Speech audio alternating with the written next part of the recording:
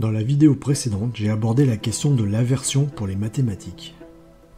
Ce blocage a pour origine, la plupart du temps, sinon très souvent, la façon dont est enseignée cette matière. Je vais vous montrer maintenant que les mathématiques peuvent être vues comme une aventure intellectuelle continue, pleine de défis et de découvertes. Les mathématiques, une exploration passionnante. Elles sont souvent perçues comme une discipline aride, réservée au génie et déconnectée de la réalité quotidienne. Cependant, derrière cette image se cache un univers riche en découvertes fascinantes et en aventures intellectuelles. Elles ne sont pas seulement un ensemble de règles et de formules à mémoriser, mais une quête perpétuelle de compréhension du monde qui nous entoure. Pour illustrer cela, examinons quelques exemples fascinants issus de son histoire. La conjecture de Fermat. Cette conjecture en est une illustration parfaite. Elle est nommée ainsi d'après Pierre de Fermat, un mathématicien français du XVIIe siècle. Ce dernier est célèbre pour avoir noté dans la marge d'un livre que l'équation x puissance n plus y puissance n égale z puissance n n'a pas de solution entière positive pour n supérieur à 2. En d'autres termes, pour n'importe quel entier supérieur à 2, il n'existe aucun trio de nombres entiers x, y et z qui satisfait cette équation. C'est une extension du théorème de Pythagore que nous connaissons tous pour n égale à 2. Effectivement, Fermat a écrit « J'ai découvert une preuve véritablement merveilleuse de cette proposition, mais cette marge est trop étroite pour la contenir. » Cette simple annotation a suscité des siècles de curiosité et de frustration parmi les mathématiciens. Depuis cette fameuse note, la conjecture de Fermat a défié les plus grands esprits. Des mathématiciens comme Euler, Sophie Germain et bien d'autres ont tenté de l'approuver. Chacun a apporté des contributions importantes, mais la preuve ultime restant insaisissable. Après des années de recherche solitaire et de travail en secret, le mathématicien Andrew Wiles a finalement annoncé en 1993 avoir trouvé une preuve de la conjecture de Fermat. Sa démonstration repose sur des concepts avancés de la théorie des nombres et de la géométrie algébrique. Plus précisément, il a établi un lien entre la conjecture de Fermat et une autre théorie mathématique qui est celle des formes modulaires.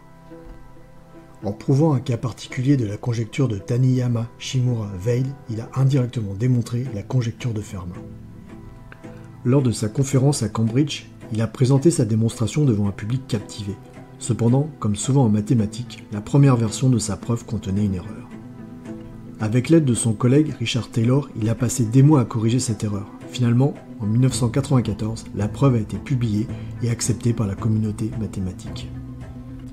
La résolution de la conjecture de Fermat a été un événement majeur dans l'histoire des mathématiques. Wiles a reçu de nombreuses distinctions pour son travail, y compris le prestigieux prix Abel. Cette histoire a captivé non seulement les mathématiciens, mais aussi le grand public, inspirant des livres, des documentaires et même des œuvres de fiction. En résumé, la conjecture de Fermat est un exemple parfait de la beauté et de la complexité des mathématiques. En effet, elle nous montre que même les problèmes les plus difficiles peuvent être résolus avec détermination et ingéniosité. Les nombres complexes.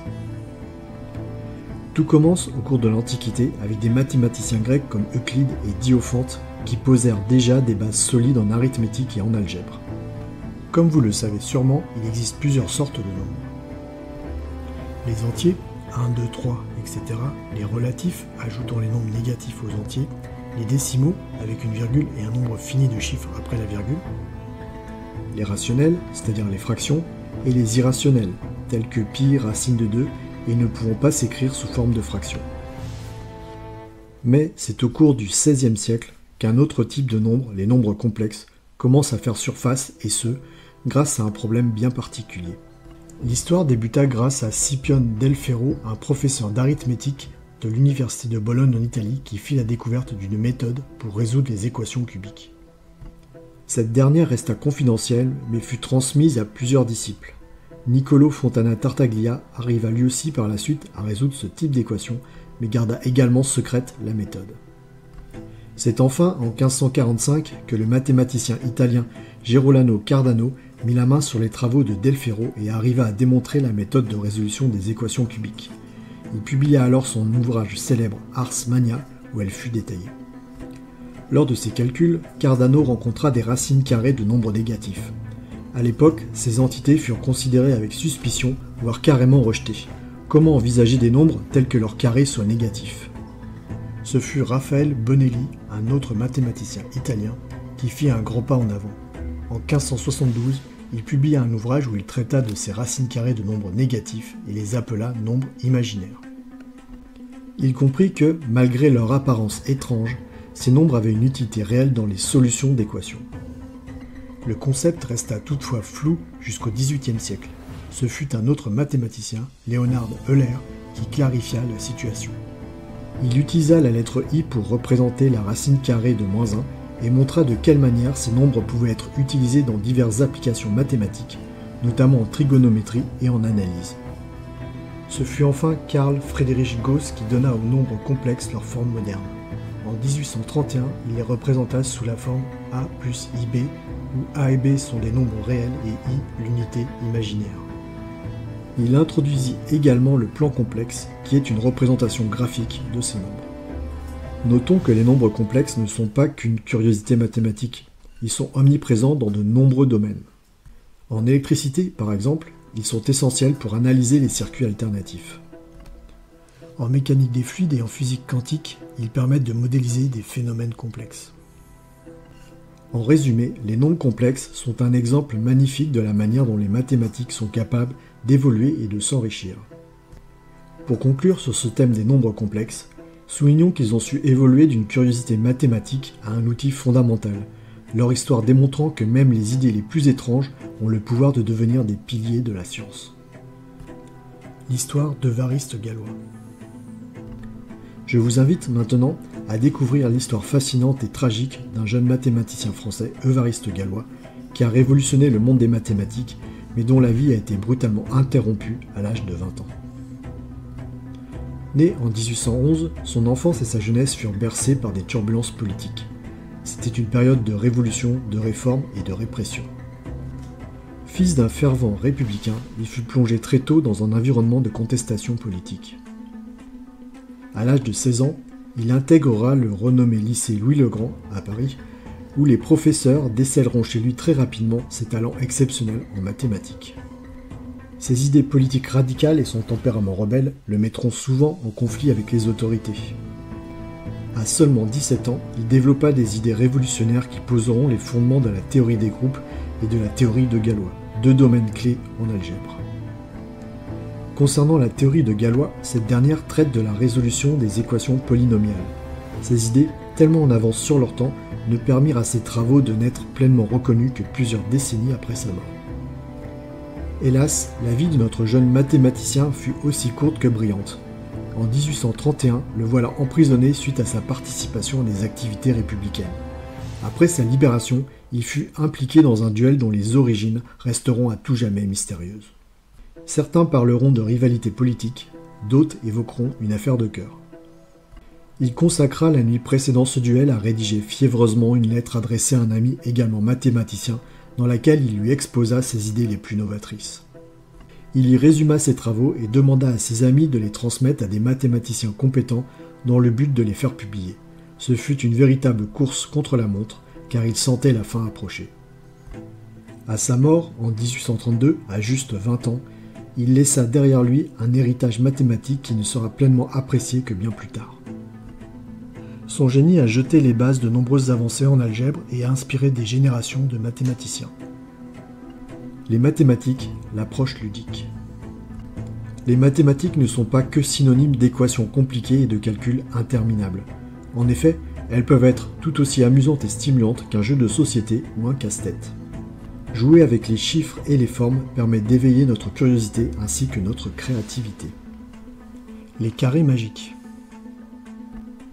Au cours de l'émission télévisée Les Extraordinaires, un candidat a rempli de tête une grille avec des nombres de sorte à ce que la somme de toutes les lignes et les colonnes soit identique.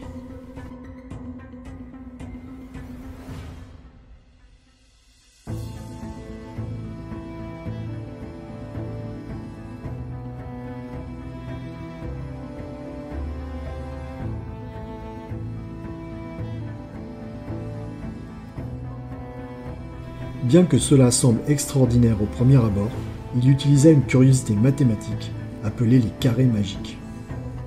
Les carrés magiques sont des figures mathématiques fascinantes qui ont intrigué et inspiré des civilisations à travers le temps. Plus précisément, il s'agit d'une grille carrée qui est composée de nombres distincts, agencés de manière à ce que la somme des nombres dans chaque ligne, chaque colonne et chaque diagonale soit la même. Cette somme est appelée la constante magique. Par exemple, prenons un carré magique de 3 par 3, composé des nombres de 1 à 9. La somme magique est 15. Remontons le temps jusqu'à la Chine antique, où nous découvrons les premiers carrés magiques, dont le carré magique Lao Shu, datant de la dynastie Xiai, entre environ 2200 et 1600 avant notre ère, qui est considéré comme le plus ancien. La légende raconte que le carré Lao Shu fut découvert sur la carapace d'une tortue sacrée dans le fleuve jaune. Puis, les carrés magiques se sont répandus en Inde, étant alors utilisés dans des rituels et des pratiques astrologiques. En 1514, le dessinateur et graveur allemand Albrecht Dürer immortalisa dans sa gravure Mélancolie 1 le célèbre carré magique de 4 par 4 qui porte depuis son nom.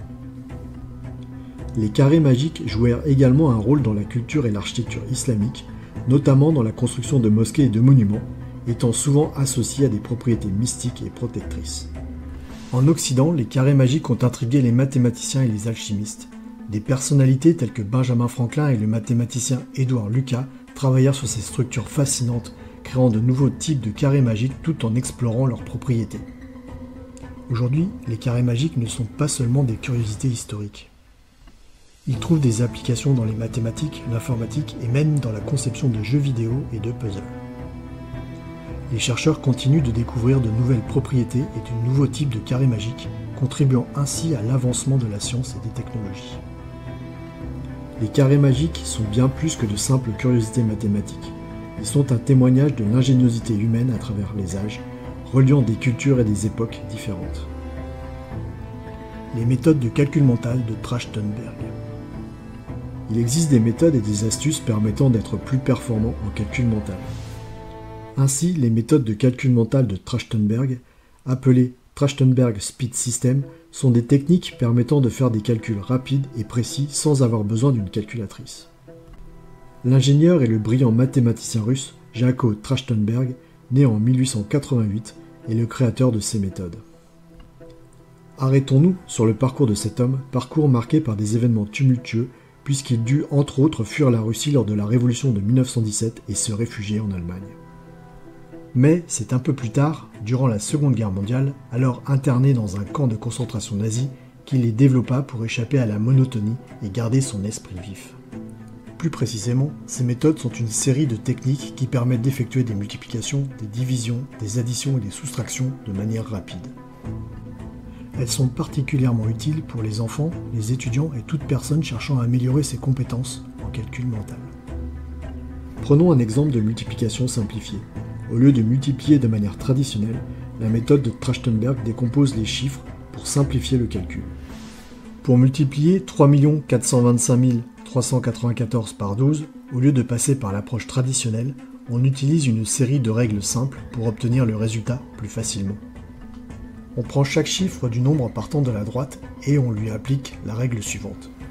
Multiplier chaque chiffre par 2 et lui ajouter le chiffre précédent à sa droite sans oublier les retenues. De cette manière, il est possible de calculer très vite le résultat.